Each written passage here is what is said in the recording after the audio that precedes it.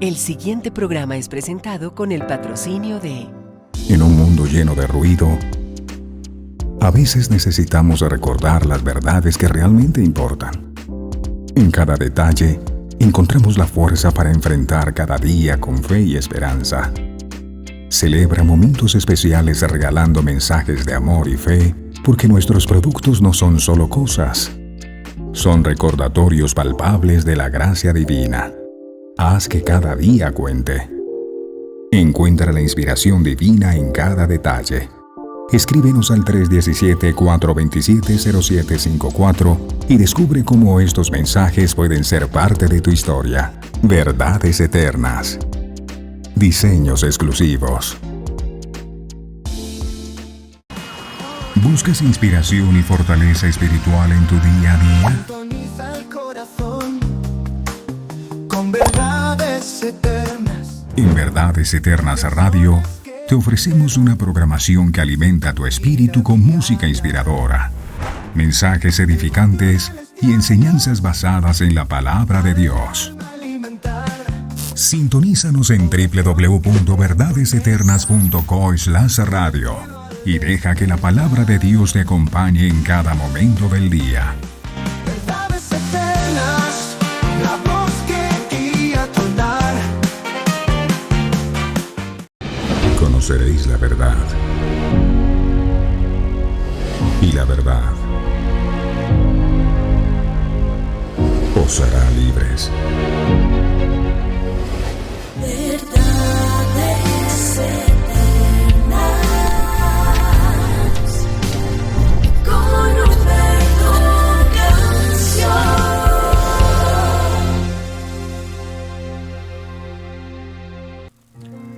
Padre amado, muy buenos días, mi Señor.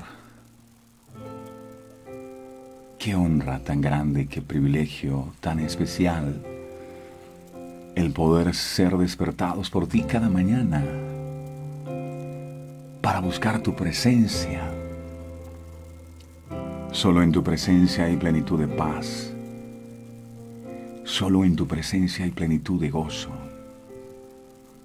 Mi alma te alaba. Mi corazón te bendice. Eres grande. Eres digno de ser alabado, de ser exaltado. Muchas gracias.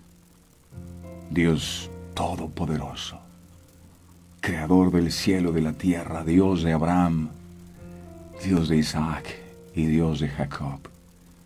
Aquí estamos, tu pueblo, aquí estamos tus hijos, esos que compraste a precio de sangre, a través de la vida de tu Hijo Jesucristo en esa cruz del Calvario. Gracias, porque por esa sangre bendita hemos sido redimidos, hemos sido justificados, hemos sido santificados, y tú nos ves a nosotros como si nunca hubiésemos pecado. Gracias por permitirnos entender que lo que te llevó a la cruz del Calvario no fue otra cosa que el amor tan grande que sientes por nosotros. Por eso dice tu palabra: de tal manera, no habiendo una manera más sublime de demostrar tu amor por nosotros, decidiste darnos esa muestra de tu amor en la cruz del Calvario, en el púlpito más sagrado. Gracias por cada gota de sangre derramada. Gracias por ese sufrimiento, Señor. Hoy queremos decirte que, aunque fue muy doloroso para ti, tu obra ha valido la pena, porque hemos visto el cambio en nuestras vidas. Gracias porque nos has permitido encontrar un nuevo sentido, encontrar ese camino y avanzar contigo. Muchas gracias. Te alabamos y te bendecimos con todas las fuerzas de nuestro corazón. Queremos que lo sepas. Aquí estamos no porque estamos esperando que tú nos bendigas, no. Eso es lo de menos. Aquí estamos porque te necesitamos, porque estamos enamorados cada día de ti, de poder estar en tu presencia siempre. Disfrutamos escuchar el latido de tu corazón, sentir tu abrazo, recibir tu aliento cada mañana. ¡Qué delicia poder estar aquí! Gracias, gracias. Gracias porque en este día yo sé que también traes una palabra para nuestros corazones, para edificarnos. Ayúdanos a preparar nuestro corazón como esa tierra preciosa que recibe la semilla de tu palabra y que da fruto abundante al 100%.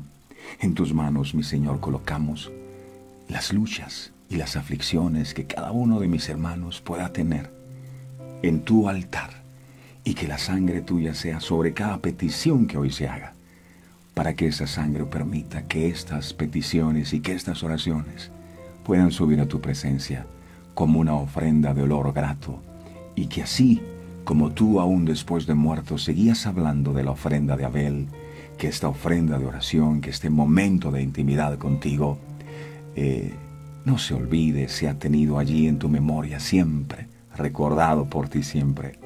Gracias, te alabamos y te bendecimos. En el nombre del Padre, del Hijo y del Espíritu Santo. Amén, amén y amén. Qué bueno es Dios. Su misericordia es para siempre, lo dice la palabra de Dios, que las misericordias de Dios son nuevas cada mañana, y esa palabra misericordia significa una segunda oportunidad. Sí, Dios hoy nos da una nueva oportunidad, y por eso usted está con vida. Si puede respirar, si puede sentir el latido de su corazón, usted está con vida. Ahora la pregunta que nos hacemos es, si Dios permite que estemos con vida, ¿por qué será? Porque nos sigue amando. Estamos con vida porque Él sigue confiando en nosotros. Porque hay esperanza para los que están entre los vivos. Gracias, Dios. Mira, si no hubiese sido por la misericordia de Dios, nosotros hoy no nos hubiésemos podido levantarnos. Tenga la plena seguridad. Dios es tan poderoso que nos pudo haber dicho, hey, ¿sabes qué? Ya no vas más. Pero Él, en su infinito amor, dice, no, yo sé que tú puedes. A pesar de los errores, a pesar de las equivocaciones. Y lo decía Jeremías, cuando recibe el llamado de parte de Dios, en Jeremías 1:5, empezó a colocar una serie de excusas. Y yo no sé hablar, envía otro. Y todas esas excusas reflejaban o sacaban a la luz el temor que él tenía de asumir esta nueva responsabilidad. No se sentía digno, no se sentía capacitado.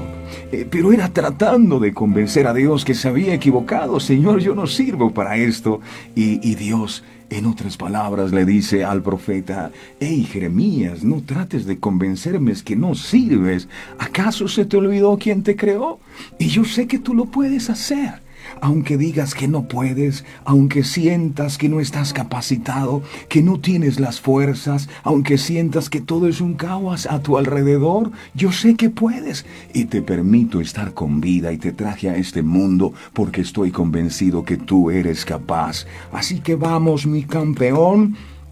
Sacúdete, deja atrás la tristeza, deja la preocupación, quita de tu mente las imposibilidades y avanza. Tú puedes, tú eres un campeón. En el nombre poderoso de Jesús somos ni siquiera vencedores, somos más. Diga conmigo, somos más que vencedores con Cristo Jesús, porque somos doblemente vencedores.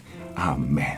Qué bueno es estar aquí, mis amados, y poder saludarles en esta nueva jornada. ¡Qué privilegio! Bueno, muy bien, a lo que vinimos. A disfrutar de un banquete, del mejor banquete, del más delicioso, del más exquisito. Dice Juan 1:1, que fue la palabra que marcó mi vida. Dice esa palabra, al principio era el verbo, pero busqué la versión Dios habla hoy, y dice textualmente allí, al principio era la palabra. Verbo y palabra son lo mismo. Dice, al principio era la palabra era con Dios, y la palabra era Dios. La palabra era Dios. Y a veces uno dice, ¿dónde está Dios? No logro verlo. Y la palabra era Dios. De manera que si quiere recibir a Dios, entonces recibe su palabra. Él es la palabra.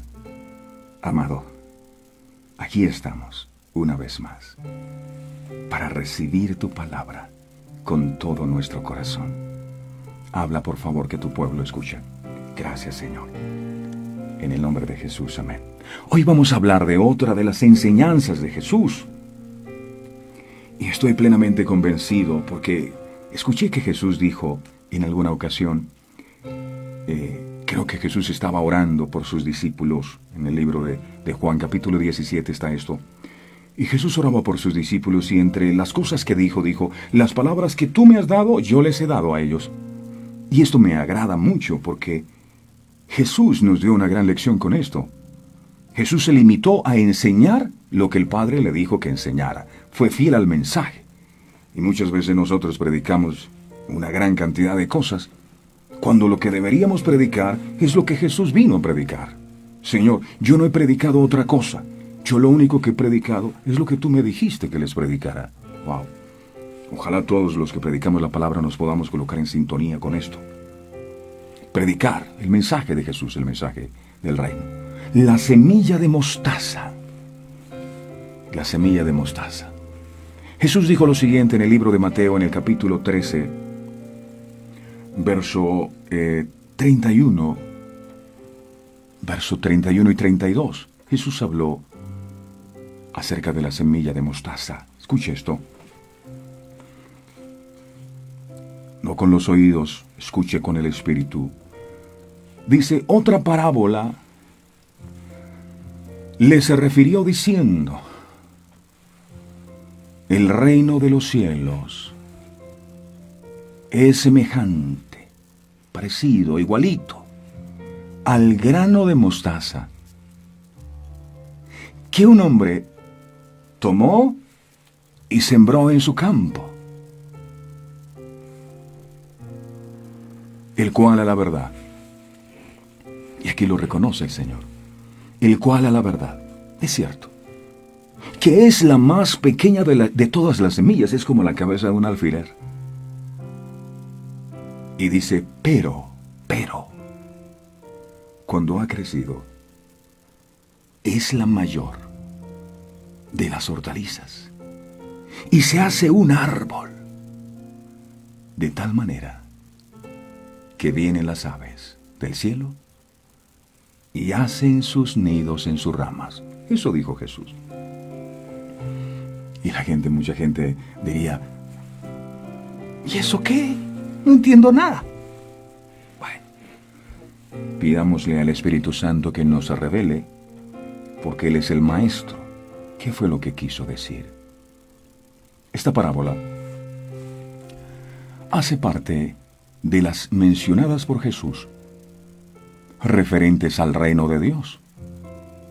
En ella presenta el aspecto eterno del crecimiento del reino de los cielos. Ese crecimiento, el aspecto externo, ese crecimiento que tiene a los ojos de todo el mundo, ese reino. En este caso, nuestro Señor Jesús compara el reino de los cielos con una pequeña, diminuta semilla de mostaza, la cual al principio es pequeña, pero no se queda siendo pequeña. Después, se convierte en uno de los árboles más grandes y frondosos que llega incluso a crecer cerca de 5 metros, y las aves anidan en sus ramas. Así es el crecimiento del reino de Dios. Al principio, su origen es pequeño. Todo inicia como algo pequeño y hasta insignificante para los hombres. Por eso Jesús dijo, en verdad es la más pequeña de todas las semillas. Pero con el tiempo, crece y se extiende con toda majestad, a tal punto que muchos encuentran refugio para sus cansadas almas en él. Encuentro algo, y es que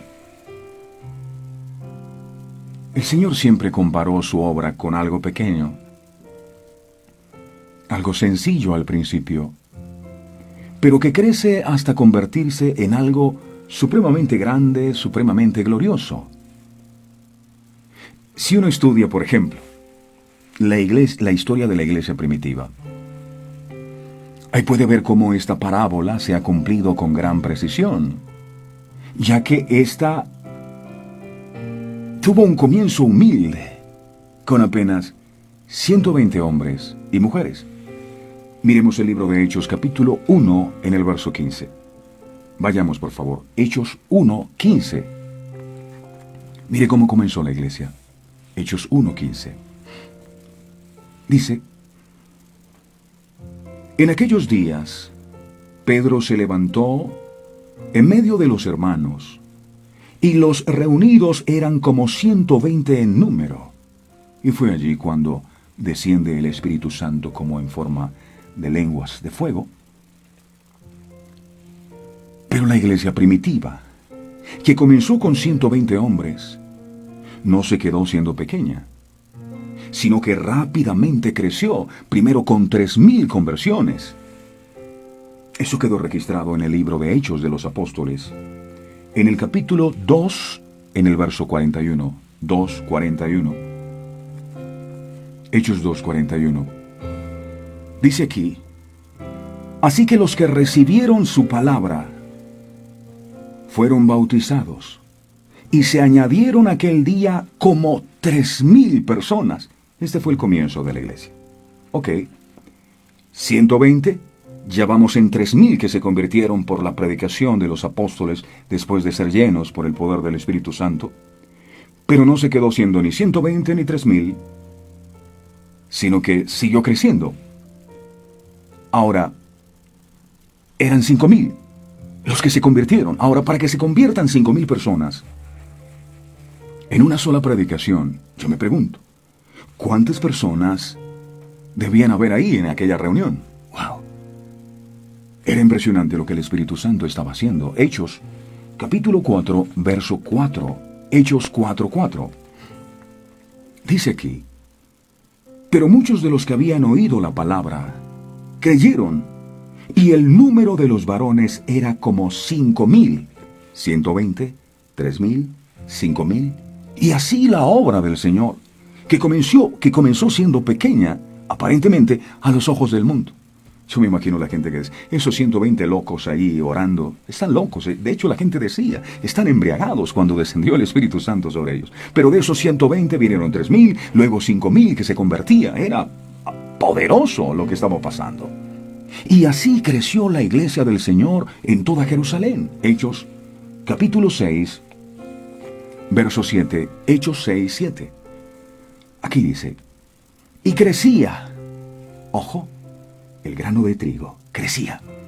Y crecía la palabra del Señor, y el número de los discípulos se multiplicaba grandemente en Jerusalén. También muchos de los sacerdotes obedecían a la fe. La obra evangelizadora se extendió por todo el mundo, hasta contar con millones de miembros en la actualidad. De hecho, usted y yo somos el resultado de la predicación de aquellos 120 hombres que salieron a predicar el mensaje después que Jesús murió en el madero y que resucitó al tercer día. Así la iglesia del Señor tuvo humilde comienzo, pero con el tiempo comenzó a crecer, aún en medio de las más crueles persecuciones, hasta convertirse en una de las instituciones más grandes de este mundo. Esta parábola de la semilla de mostaza tiene que ver precisamente con el cumplimiento mesiánico del reino de Dios, manifestado en Jesús como Salvador del mundo. Así como ese reinado, cuando llegó a los judíos del primer siglo, no fue en la forma que ellos esperaban al Mesías. Ellos lo esperaban con esplendor, lo esperaban con colorido y con el poder suficiente para que pudiera derrotar al imperio romano que los esclavizaba. Ellos esperaban a un Mesías que fuera un guerrero, un Mesías que los defendiera, que defendiera su causa y los libertara del yugo esclavizador. Pero este reino del que Jesús hablaba era a sus ojos algo pequeño. Este es un loco predicador más. Pequeño. para ellos no cumplía con los requerimientos necesarios como para creer en Él como el ungido de Dios.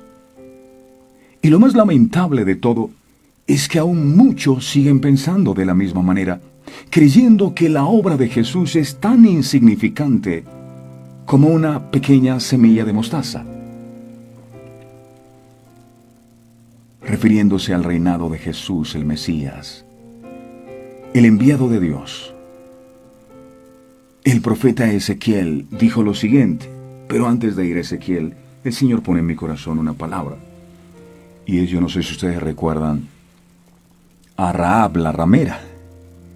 La Biblia dice que Josué envió a Jericó a reconocer la tierra antes de tomar posesión de ella.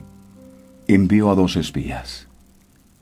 Y de todos los habitantes de aquella tierra, la única mujer que pudo ver algo diferente en aquellos hombres que fueron a reconocer la tierra fue una mujer prostituta, fue una mujer ramera. Y de toda la destrucción que hubo en aquella tierra de Jericó, la única que se salvó fue aquella mujer ramera y fue su familia. Ella fue la única que pudo salvarse. ¿Y por qué se pudo salvar? Porque aquella mujer en medio de su pueblo, aunque era una mujer pecadora, tuvo la suficiente sensibilidad para darse cuenta que aquellos hombres que estaban en su tierra eran enviados de Dios.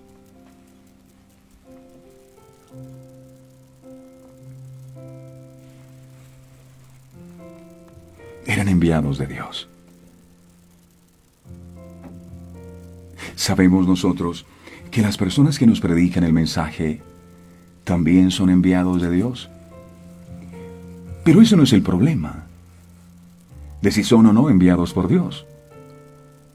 El problema es que usted y yo podamos tener la sensibilidad espiritual para mirar en aquellas personas que aparentan ser espías, irreconocibles a la vista de todos, que hay algo especial. Yo me imagino que la gente de la región decía, no, esos son agricultores, son campesinos, espías. ¿De qué estaban disfrazados? Yo no sé. En este tiempo pueden estar disfrazados de locutor, como yo, por ejemplo. Disfrazados de locutor. Enviados de Dios disfrazados de locutor.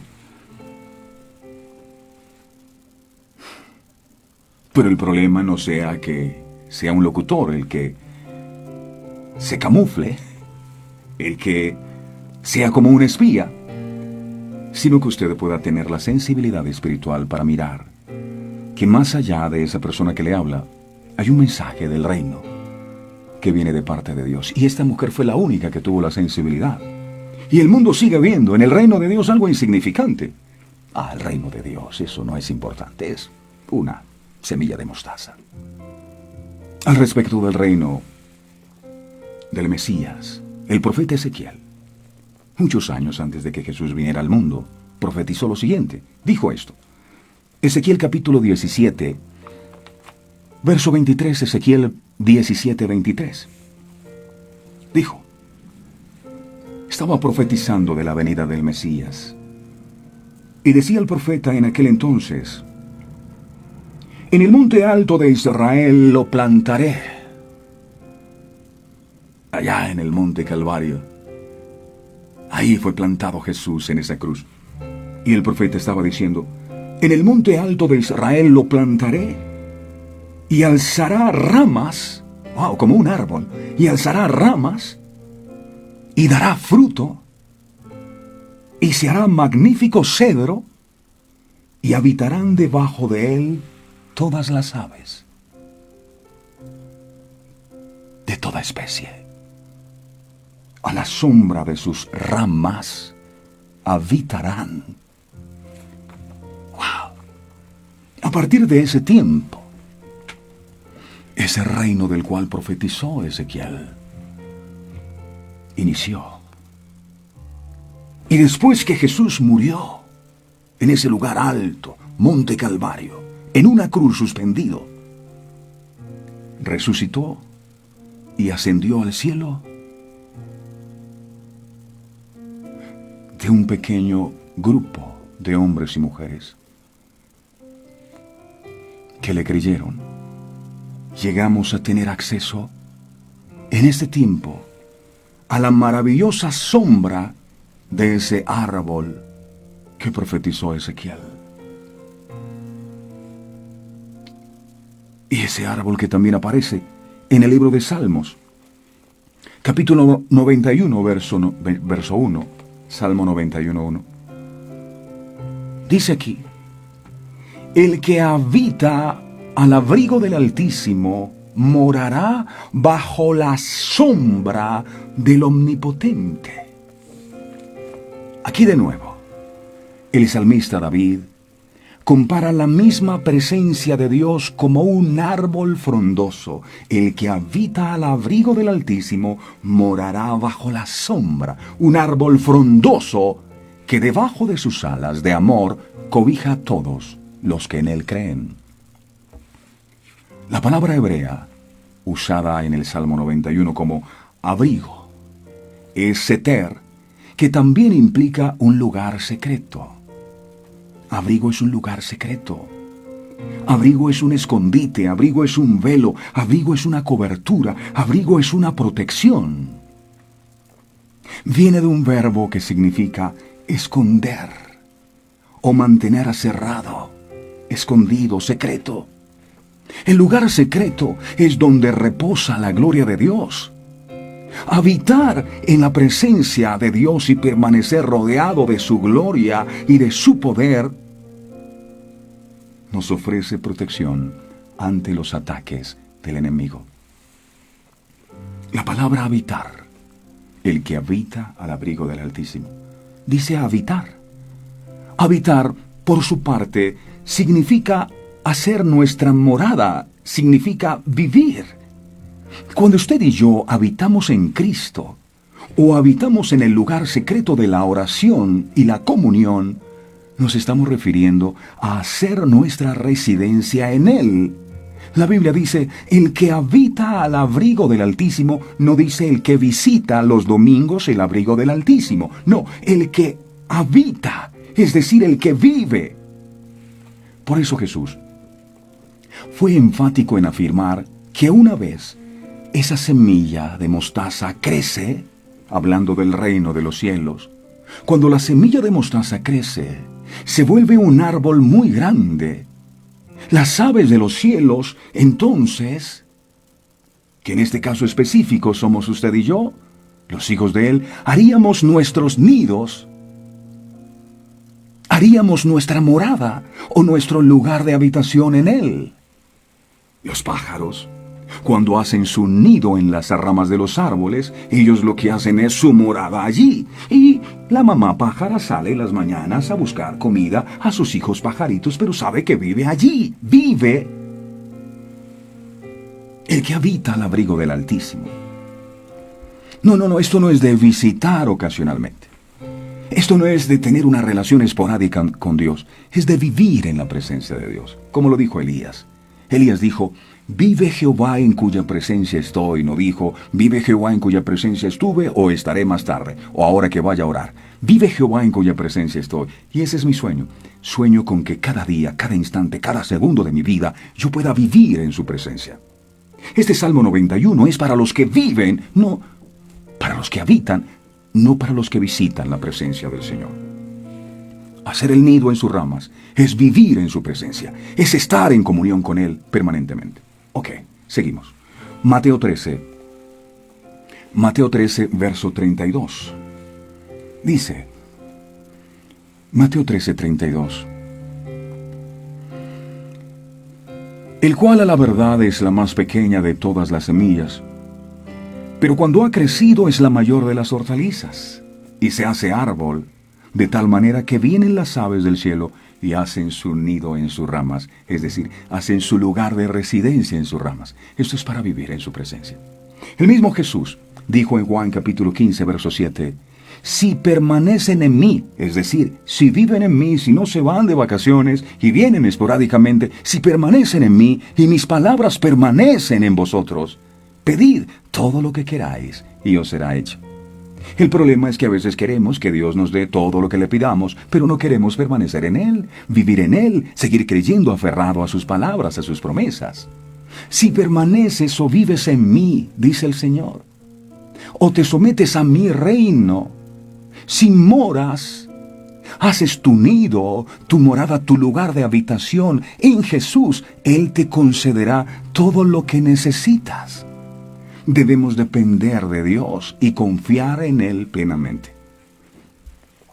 Necesitamos, familia, hacer nuestros nidos en sus ramas. La única manera de poder vivir bajo el abrigo y la protección o la cobertura del Espíritu Santo es cuando tú decides morar al abrigo del Altísimo. Si no moras, si no habitas, sino que visitas, vas y entras, la cobertura no puede estar en ti. El reino de los cielos, dijo Jesús, es una semilla pequeña que inevitablemente seguirá creciendo. Jesús fue esa semilla sembrada por Dios que al caer en tierra murió en un madero y que hasta el día de hoy sigue dando fruto y fruto en abundancia. El libro de Juan, en el capítulo 12, en el verso 24, aquí quedó registrado lo siguiente. Juan 12, 24.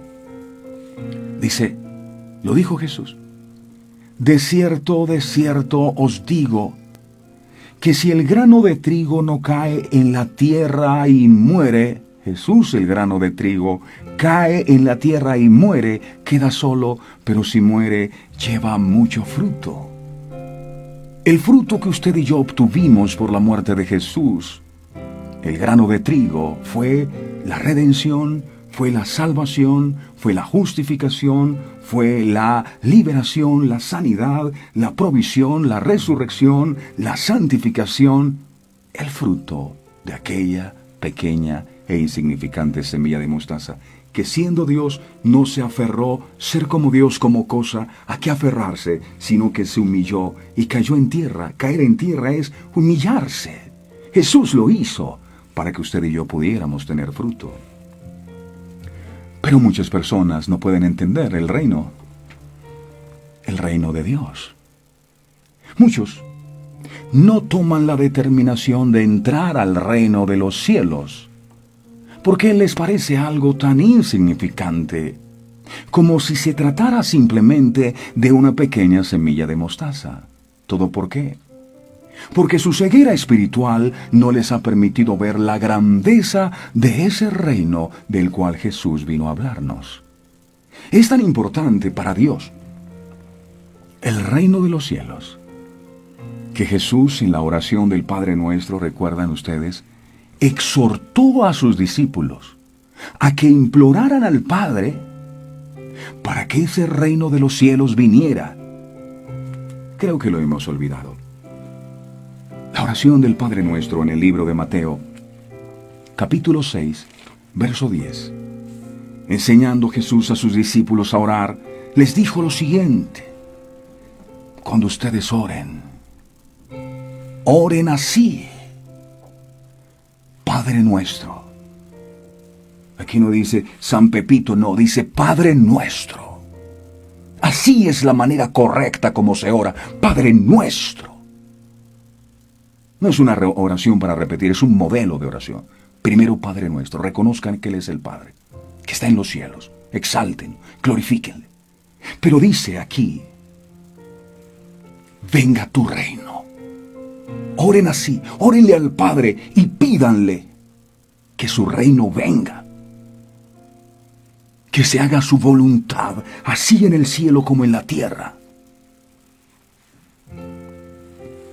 Cuando la Biblia dice reino, el significado de la palabra reino, ¿sabe cuál es? Gobierno. Gobierno.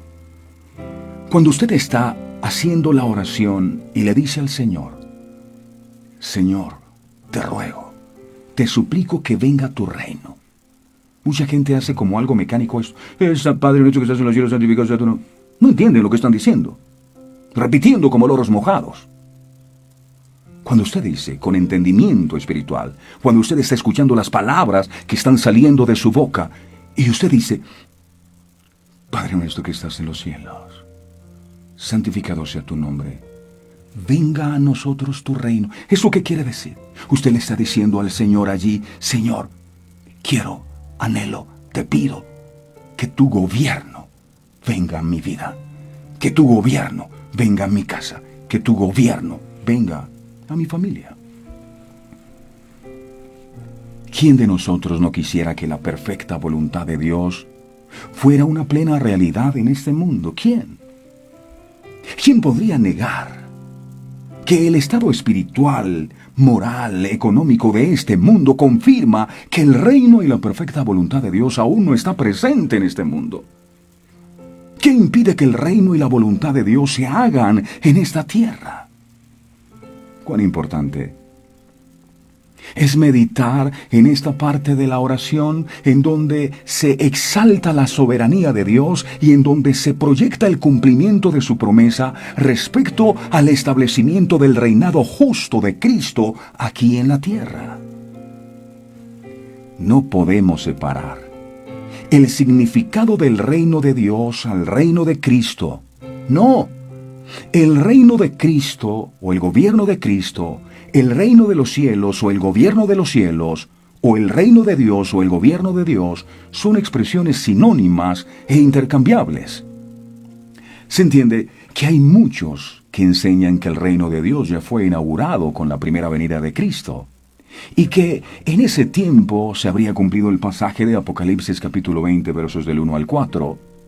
Pero esa profecía Juan la escribió en Apocalipsis recién en el año 95 después de Cristo, aproximadamente, es decir, lo que Juan escribió, según aquellos que sostienen que el reino de Dios fue establecido en la primera venida de Cristo, es que ya no sería una profecía, sino que más bien se trata de un relato alegórico e histórico sobre lo que ya ocurrió durante la vida y obra de nuestro Señor Jesucristo. Por eso, para muchos, erróneamente, el libro de Apocalipsis no significa un libro eminentemente profético, sino más bien un relato pedagógico de alegorías y de paralelismo progresivo. Pero si hubiese sido así, Jesús no le hubiese solicitado a sus discípulos que cada vez que oraran pidieran al Padre que el reino de Dios viniera a este mundo. Jesús lo estaba diciendo. Y si Él es el reino de Dios en este mundo, ¿por qué dijo oren para que el reino venga? Para quienes creemos que la promesa del reino de Dios aquí en la tierra, cuyo rey no podría ser otro que nuestro Señor y Salvador Jesucristo, tenemos la esperanza futura de que un día la tierra será restaurada y gobernada. Esa palabra gobernada es reino. Gobernada con justicia y paz. Jesús vino a este mundo, sí, a traer ese reino de los cielos. Pero ¿qué hicimos con él? Lo asesinamos en un madero. También creemos que en este postrer tiempo, el estado de la humanidad y del planeta en su conjunto irá de mal en peor. Por lo tanto, ¿qué duda cabe que la oración de Jesús, oren al Padre para que venga su reino, es una petición que será cumplida solo cuando nuestro Señor Jesucristo venga por segunda vez a la tierra y no antes? Por más optimista que seamos, no podemos negar que la degradación moral y espiritual de la humanidad y también del escenario que pisamos es sombrío, es oscuro y con tinieblas que avanzan. Uno prende la televisión, los medios de comunicación y no deja todos los días de sorprenderse con lo que está pasando. Dios mío, ten misericordia de nosotros. Y esto no significa necesariamente la negación del progreso en aspectos tecnológicos que hacen la vida cada vez más cómoda y placentera. Porque bien sabemos que la prosperidad y comodidad es inversamente proporcional a la espiritualidad y moralidad del hombre caído. No podemos olvidar que la generación de Caín fue una generación próspera y de desarrollo industrial y de desarrollo artístico en su tiempo también. ¿Dónde está eso? Eso está en el libro de Génesis, capítulo 4, verso 19, generación de Caín. Mire, 4 del 19 al 22. Generación de Caín, el que asesinó a Abel. ¿Cómo eran ellos? Y Lamec tomó para sí 2 mujeres. El nombre de la una fue Ada y el nombre de la otra Sila.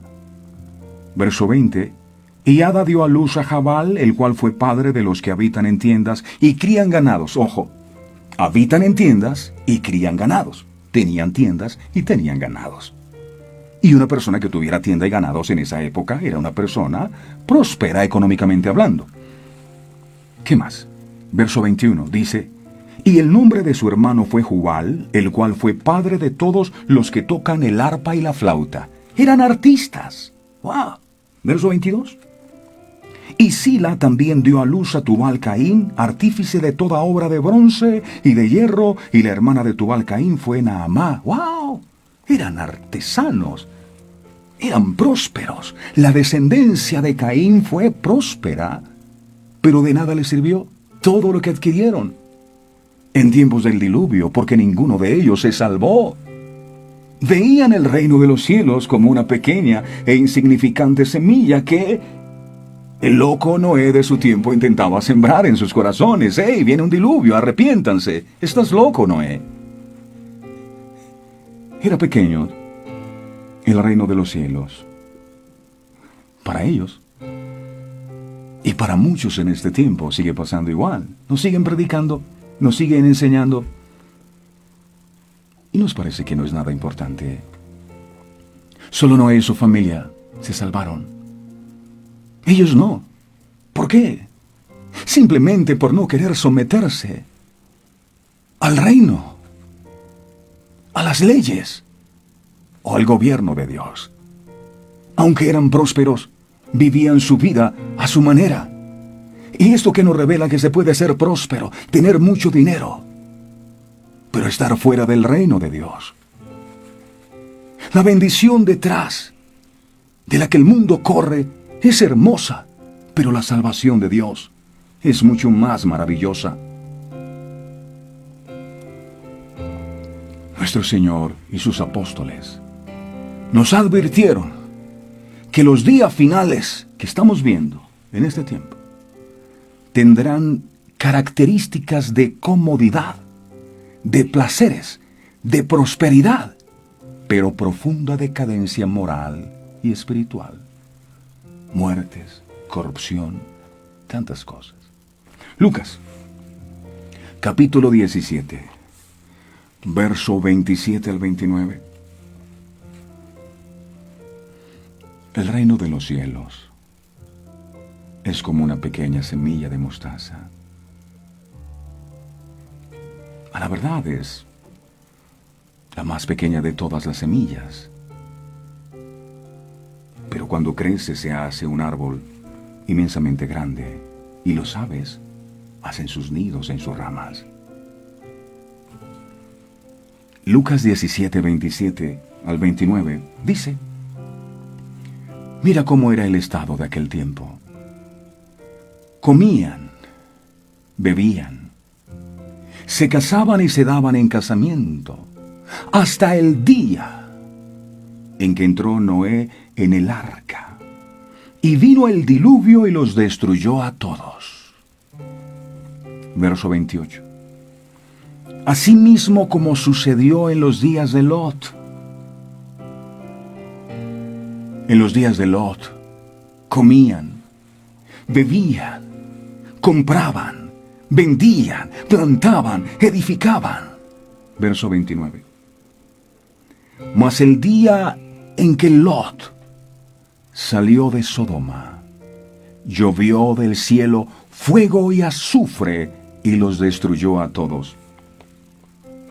Cualquiera podría pensar, si yo estoy económicamente bien, si estoy próspero, si estoy cómodo, yo estoy bendecido. Eso es lo que nos predican en las iglesias.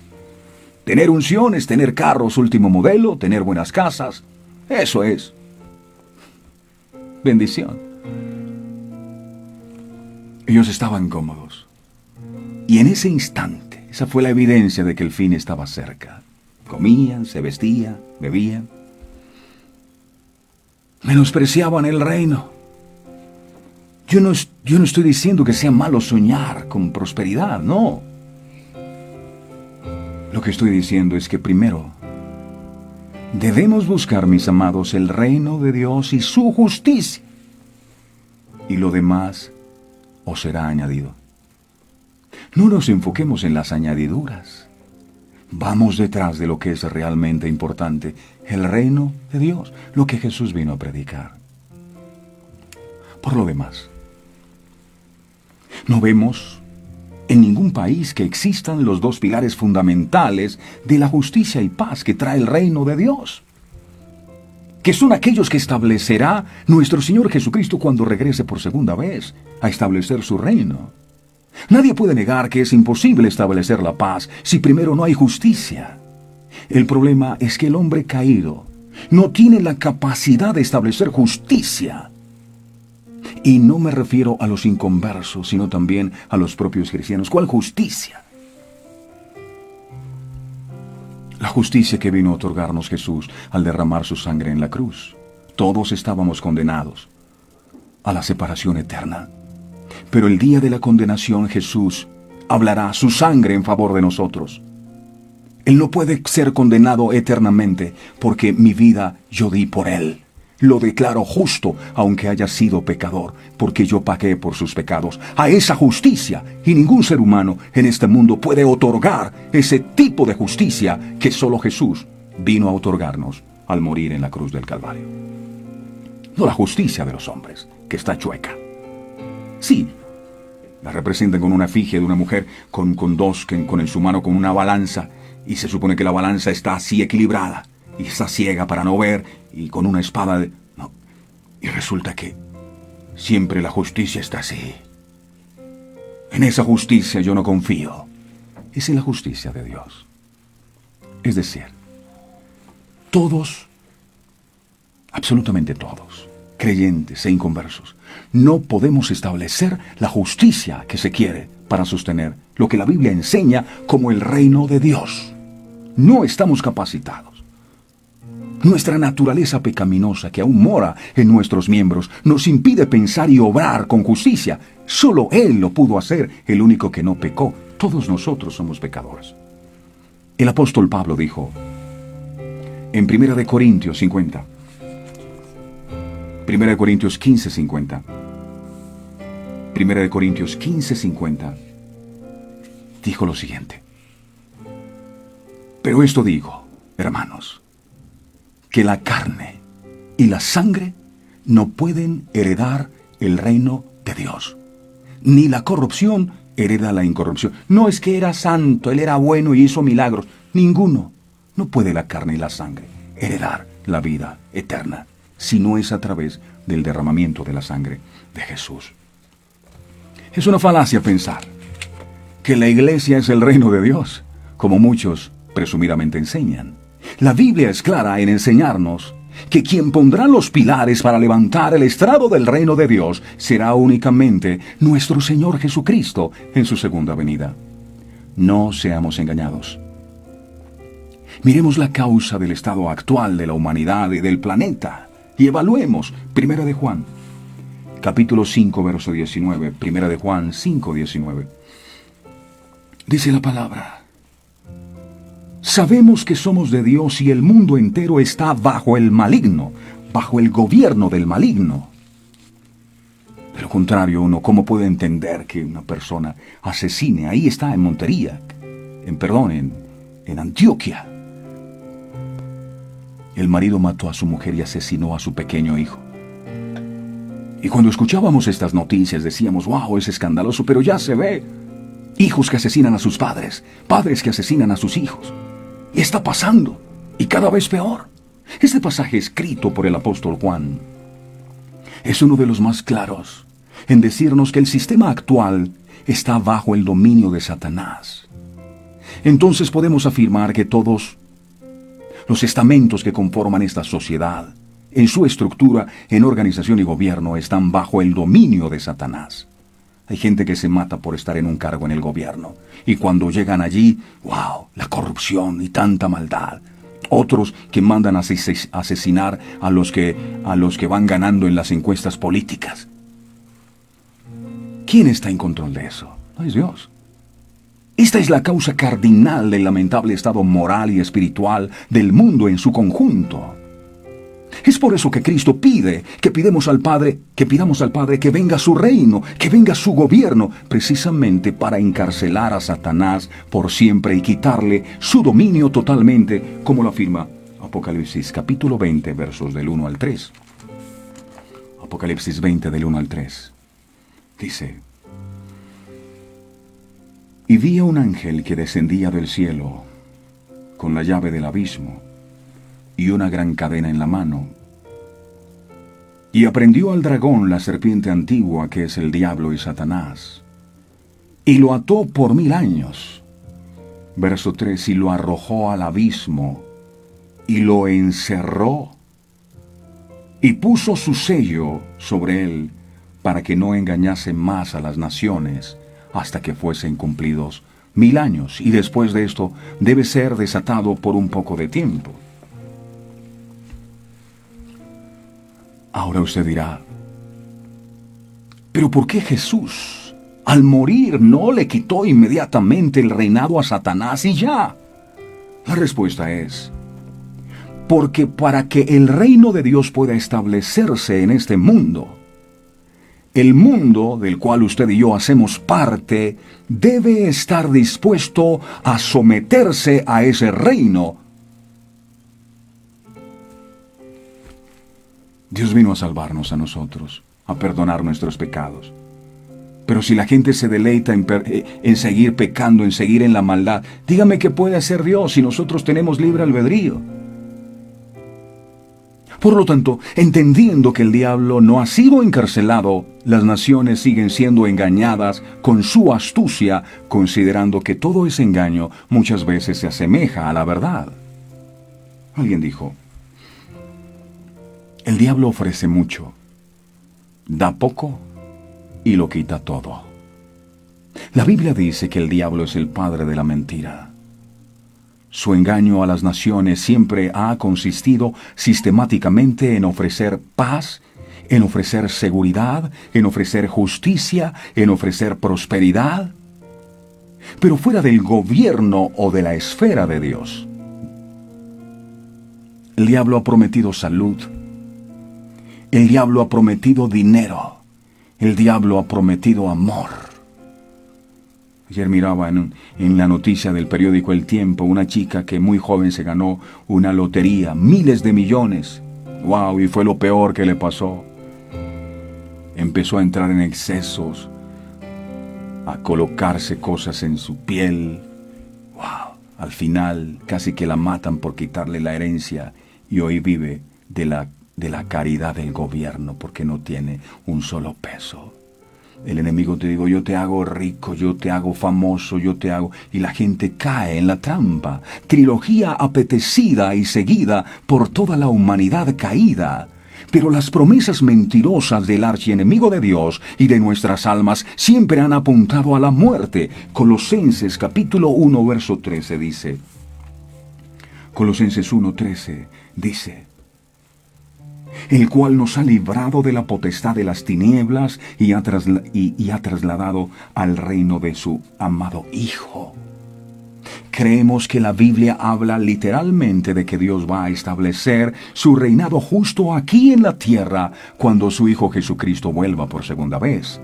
Esa es la promesa y la base del ruego de nuestro Señor Jesús cuando dijo: oren así, venga tu reino. Amados hermanos, que nadie nos mueva de nuestra manera de pensar. Vivamos como si el reino de Dios ya estuviera establecido aquí.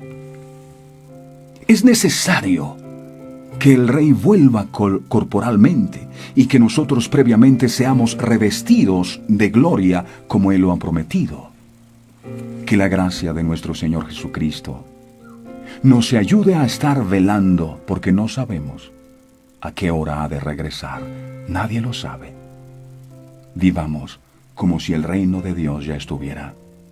No debemos mirar el reino o el gobierno de Dios como algo menor, no es un simple grano de mostaza, es un gran árbol. Fue lo que Jesús enseñó. El reino de los cielos es como una pequeña semilla de mostaza. Necesitamos tener la habilidad, el discernimiento y la sensibilidad espiritual para mirar que detrás de aquel grano de mostaza se esconde la más grande riqueza eterna. Alguien dirá, no, pero es que cuando yo oro la oración del Padre Nuestro, yo le pido a Dios que venga a su reino. Odre viejo. Yo le pido a Dios que venga a su reino. Padre Nuestro que estás en los cielos, santificado. Venga a su reino. Yo lo digo en la oración.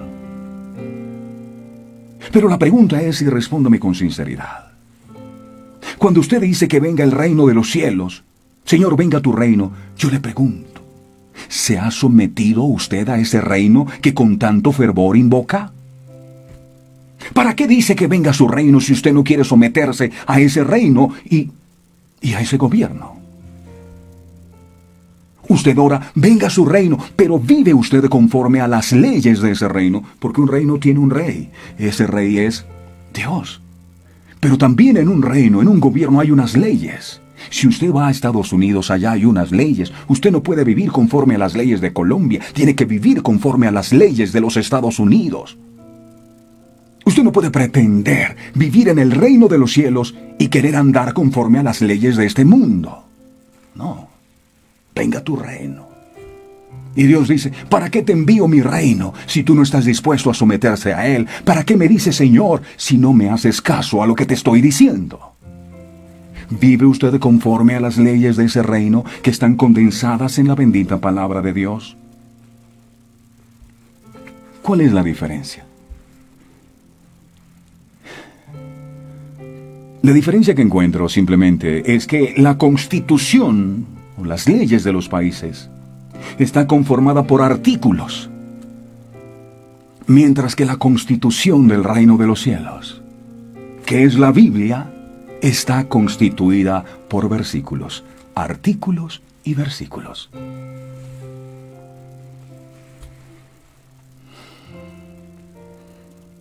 El reino de los cielos. Termino con esto. El reino de los cielos es como una semilla de mostaza, tan pequeña que al hombre le cuesta entender su grandeza. Por eso hoy quiero pedirle a Dios con todo mi corazón para que a todos los que nos encontramos en este lugar, el Señor nos permita comprender y entender esto.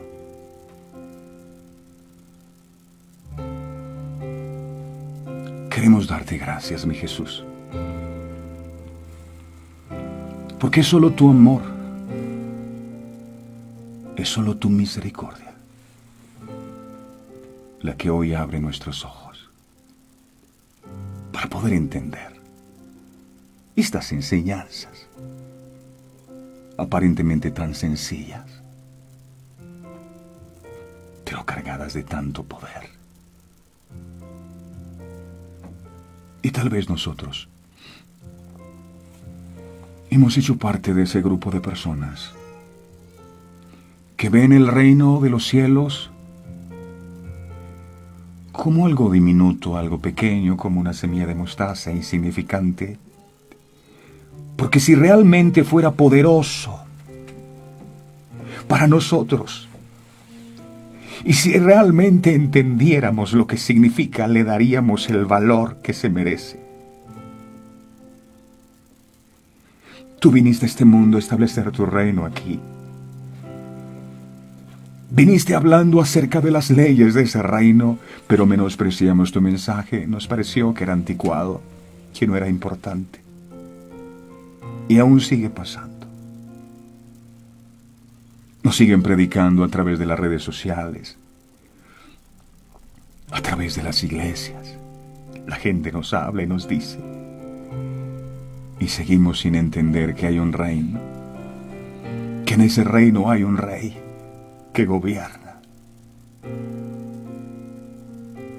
Gracias por permitirnos entender que cuando pediste que oráramos así, Padre nuestro, que estás en los cielos, santificado sea tu nombre, venga tu reino. Lo que nos estabas diciendo es, oren para que el gobierno del reino de los cielos sea establecido en sus vidas. No vivan conforme al gobierno del mundo, porque Satanás es el que domina allí. Él es un mentiroso, él es un engañador. Vivan conforme al gobierno del reino. Solo cuando tú pides que el reino venga, que el gobierno venga, entonces Dios viene con poder a establecer orden a ese lugar donde ha sido invitado para que su reino venga. Seguidamente dice, que se haga tu voluntad, así en el cielo como en la tierra. Pero no hacemos eso. Seguimos haciendo nuestra voluntad. Porque si realmente hiciéramos tu voluntad, entonces tendríamos en cuenta tus mandamientos escritos en tu palabra. Queremos vivir, amado Dios, conforme a tu reino. Hoy oramos desde lo profundo de nuestro corazón. Padre, que venga tu reino, que venga tu gobierno a mi vida. No quiero hacer lo que tú quieres. Quiero hacer solo tu voluntad. Hoy me someto a tu reino. Que venga tu reino a mi casa. Que venga tu reino a mi empresa, a mi familia. Que venga tu reino a mi barrio. Que venga tu reino a mi nación. Que venga tu reino sobre mi hogar. Que venga tu reino sobre mi sanidad. Que venga tu reino sobre mi economía. Que venga tu reino. Gracias, amado Dios. Queremos ser esas aves que hacen su nido en tu rama, en sus ramas. Queremos vivir al abrigo tuyo, cobijarnos con tu sombra y de allí no salir jamás. Vivir conforme a tus preceptos. Eso es estar habitando al abrigo del Altísimo. De nada nos sirve habitar al abrigo del Altísimo si el Altísimo es el Rey y si no queremos obedecer al Altísimo. Habitar, vivir al abrigo, significa también obedecer, someterse al señorío de Dios. Gracias, Señor. En el nombre de Jesús. Amén. Y amén. Venga tu reino. Amén. Mis amigos, invitación especial para que vayan allí a nuestro canal. Se llama Verdades Eternas con Humberto Cancio en YouTube. Verdades Eternas con Humberto Cancio. Allí aparece suscribirse. Le da a suscribirse. Le da clic a la campanita de notificaciones para que disfrute de todo este contenido que permanentemente estamos subiendo. Y cuando usted tenga su tiempo, se sienta a deleitarse de esos mensajes, y cuando publiquemos uno nuevo, allí le llega la notificación en tu teléfono. Esa página de Facebook que se llama Verdades Eternas con Humberto Cancio, también dele me gusta a esa página. De esa manera usted ya queda siendo parte de este ministerio, o sea, queda conectado con Verdades Eternas dando me gusta. Y cada vez que publiquemos, a usted le va a aparecer allí, hey, están transmitiendo en vivo, pero tiene que darle me gusta. ¿Listo? ¿Qué tal si compartimos este mensaje con alguien ahí hoy en nuestros muros? Vamos a hacerlo, vamos a bendecir a alguien. No se olvide, el reino de los cielos parece ser una semilla insignificante, pero es realmente grandioso. Que el Señor nos permita haber entendido esta verdad eterna. Dios me los bendiga a todos. Feliz comienzo de día. Este programa fue presentado con el patrocinio de... En un mundo lleno de ruido, a veces necesitamos recordar las verdades que realmente importan. En cada detalle, encontramos la fuerza para enfrentar cada día con fe y esperanza. Celebra momentos especiales regalando mensajes de amor y fe, porque nuestros productos no son solo cosas. Son recordatorios palpables de la gracia divina. Haz que cada día cuente. Encuentra la inspiración divina en cada detalle.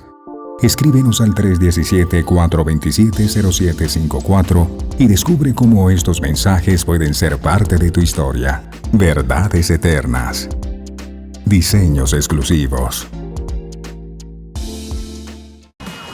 ¿Buscas inspiración y fortaleza espiritual en tu día a día? Sintoniza el corazón con verdades eternas. En Verdades Eternas Radio, te ofrecemos una programación que alimenta tu espíritu con música inspiradora, mensajes edificantes y enseñanzas basadas en la palabra de Dios. Alimentar Sintonízanos en www.verdadeseternas.co/radio y deja que la palabra de Dios te acompañe en cada momento del día.